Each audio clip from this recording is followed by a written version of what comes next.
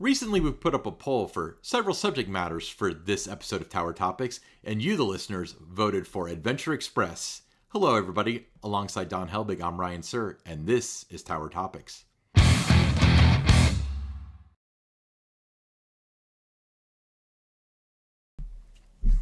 Tower Topics is the podcast by Kings Island fans for Kings Island fans because that's who we are and that's who we care about.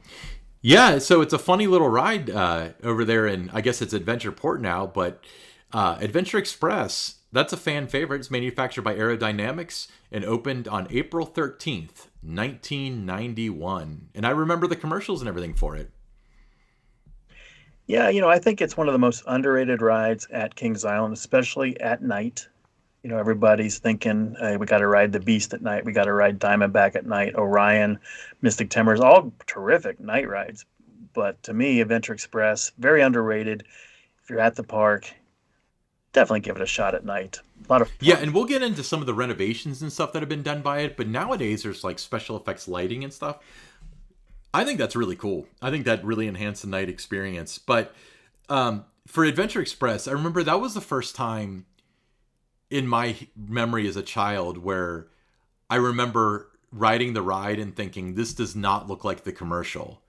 And my dad had to explain to me that like the commercials are filmed like probably in November or December at the latest. And it was based off of like concept art and stuff. So yeah, very interesting. But I did love the ride then, and I still do. So obviously, there's inspiration drawn from the Indiana Jones franchise, which is a Paramount property, but they had already licensed the rights to Indiana Jones to Disney.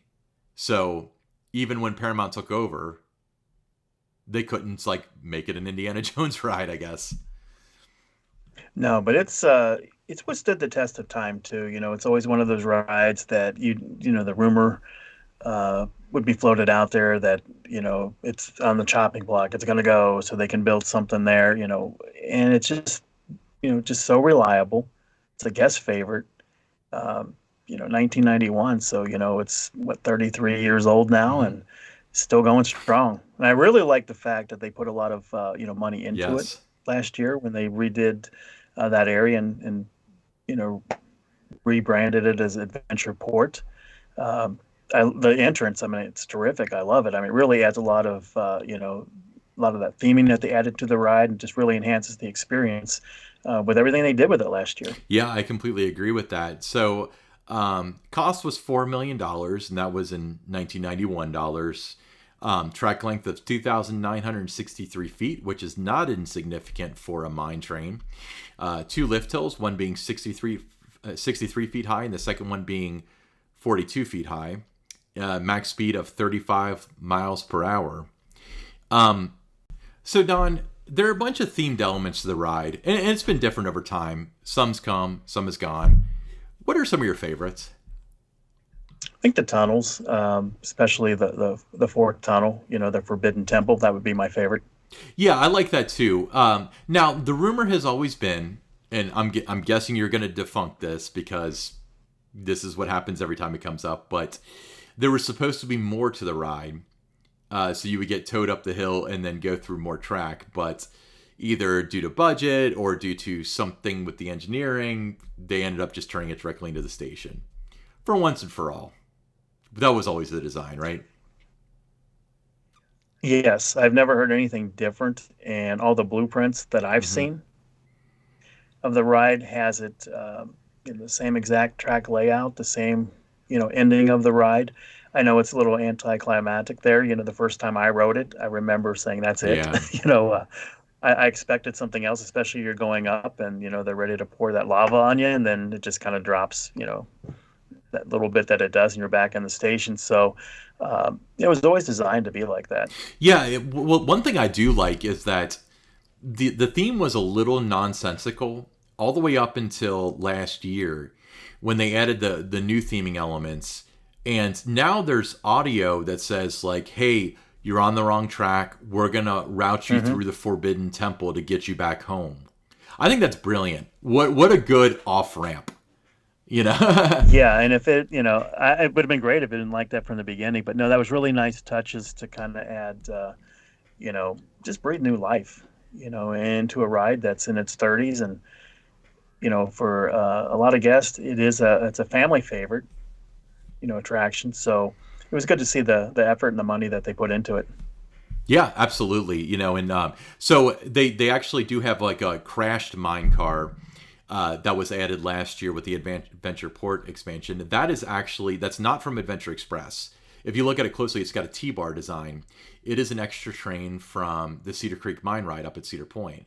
So they brought it down, put the skeletons in it, a bunch of monkeys and bananas. That really kind of tickled my fancy. But that's also at the time when they added the new thematic lighting, or at least updated it, which at night looks so freaking good. I love it. It does. Have you been on many mine train rides? That's a good question. I've been on probably 5 or 6, I'd say. Yeah, it's one of my favorite ones that I've been on. And especially like, just at night again. I just really like that attraction at night. Uh, you know, it's just a different experience at night than it is during the day, and that's one of the great things about it. It's like the beast, it's two different animals. Yeah, I agree. Now, one thing I do like about it is that a lot of the ride is before the lift hill. Yeah, if you guys aren't familiar with Adventure Express, it's very similar to like, was it Jackrabbit at Kennywood, where it uses a terrain for quite a while before going up a lift hill and then doing the rest of the course. But that's the reason why there's a lift hill at the end, is because you go down the terrain, you go around for a while, you go up a lift hill, which takes you through the fast part of the track, and then ultimately you end up in the Forbidden Temple tunnel that you mentioned before, and that takes you back to the station. But I think it's really cool that it dispatches from the station and then it rolls immediately into the first tunnel from there, which I think is a bit of a lost art.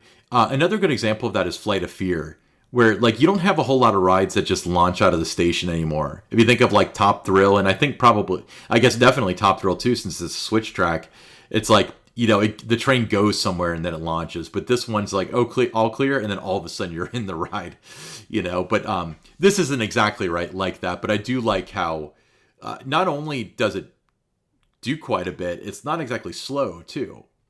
It traverses the ride and everything. But classic era ride, very, very cool. Yeah, it's one of the faster mine train rides out Yeah. there. Now, Now, for me last year, it kind of felt, with the additional theming and that they put into it, the new entrance, it was almost in a way like you got a new ride at Kings Island. yeah, I agree. If you want to take the ride, and again, we've had this discussion several times, but if you want to take the ride as the sum of all parts, that's 60% a new ride. That's more new ride than not. The ride itself obviously was identical, but Adventure Express isn't about the roller coaster entirely. It's about the theming and the environment and stuff. So I would argue that. Yeah, there's more of the backstory. Yeah, the backstory kind of comes out Yeah. now. Now let's give a shout out to the partners that made that really cool. So they Adventure Port, part of the theming was with 3DX made this giant head. I don't know I don't know enough to really describe it. I'll put a picture up on the screen, but the head is part of the theming, and they made it out of concrete. And I thought that was like the coolest thing ever. And then the signage, I believe, was Kingdom Productions, which did just such an incredible job on it. But fantastic project, and I'm just really happy with how it turned out. Yeah, it's a great ride. One of the most underrated, at Kings Island. It's not one of the ones that, comes to mind right away. But if you're planning a visit, certainly ride Adventure Express. Make sure you ride it during the day and then go back and ride it again at night. Yep, exactly. And if you ride it during Haunt, it's got that cool effect like Banshee, where the further you get into the ravine, the colder it gets, and it gives you like a kind of like a fearful chill, which I think is really neat. Yeah, that's probably one of the best times to ride it is during Halloween I Haunt. agree. All right, let's move on to the listener question. Our first one is from Floyd Barber. Now, is this the Andy Griffith character or the Nirvana song? But I like your name, dude. Jellicoe, Tennessee, just across the border. Planning a summer trip to Kings Island and curious if Cony BBQ offers authentic barbecue or if it's more like Taco Bell claiming it's real Mexican food. Taco Bell was founded in California, not Mexico, by the way, to qualify his question. Don, you're the barbecue guy. I it's real authentic barbecue. Floyd, if you're looking for places to eat at Kings Island, that comes highly recommended. Cony BBQ. There's a lot of different options there for you. So yeah, I think you're going to enjoy Yeah, it. I agree. The go-to there is the pulled pork. They dip barbecue sauce. I don't know who makes it anymore. They had Montgomery Inn barbecue sauce in the park for a while, and then it was exclusively Heinz for a while. But now they've got regular barbecue sauce and spicy, both of which are pretty good. I don't know if they're particularly special, but they are very good. Um, The sausage there is oh, really good. yeah, that's my go-to at Winterfest is the sausage. It's so good. So if you want to, if we're talking about sides, the mac and cheese is some of the best mac and cheese you could ever have if that's your forte.